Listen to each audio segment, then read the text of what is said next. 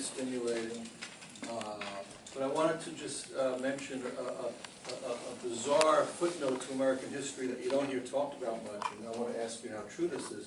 Was there a businessmen's plot to assassinate President Roosevelt?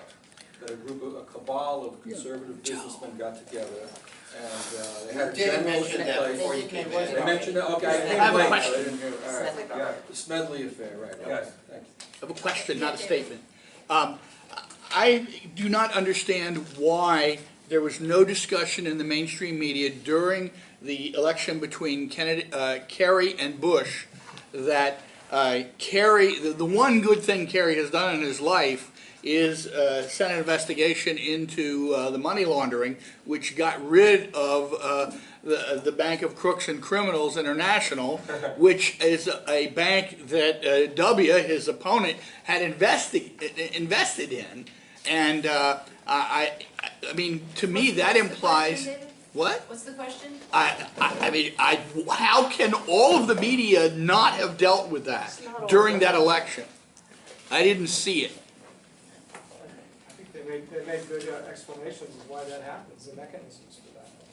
Yeah, They don't want to lose their jobs. It's, they're part of these. But they all know that they couldn't deal with that, is what you're saying. Yeah. Okay. I mean, that's what I think they said today. Well, here's one other thing. Political reporting, it seems very glamorous, but it's one of the most clear-cut stenography jobs that there is in the media, because you know they're very dependent on what their sources tell them, and you know, commonplace, the story of the day, pack journalism, all of this stuff. And if you stay just along with the pack, maybe slightly ahead, that's a career. I just wanted to address what Andrew just said, what you said, and what this woman asked the question about.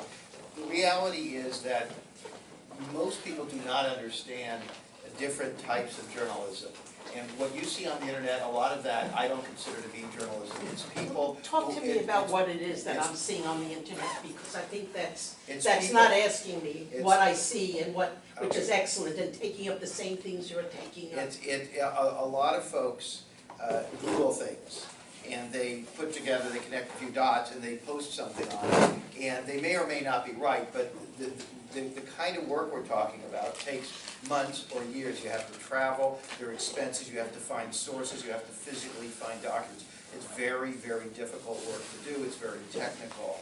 And this is one of the challenges that we face, is a lack of understanding to some extent of how difficult in the skill set and the experience and all these other things that need to be brought to bear to do this kind of work. The Boston trial, we saw a courtroom full of people you've heard of from all these places, including The Guardian and Brian Ross of ABC News and so on. Not a one of them, and again these alternative sites and so forth, not a one of them actually did any reporting or any digging, and so they were there basically to cover the spectacle itself, and they were pretty honest about it. And now, when you've got Brian Ross there, who is he's defined as what? He's an ABC News investigative reporter, and so when he does his report, that has that moniker on there, but may actually be no reporting behind it. Anyway. I'm sorry, we're really going to have to wrap it up. It's beyond time. Thank you so much for coming on.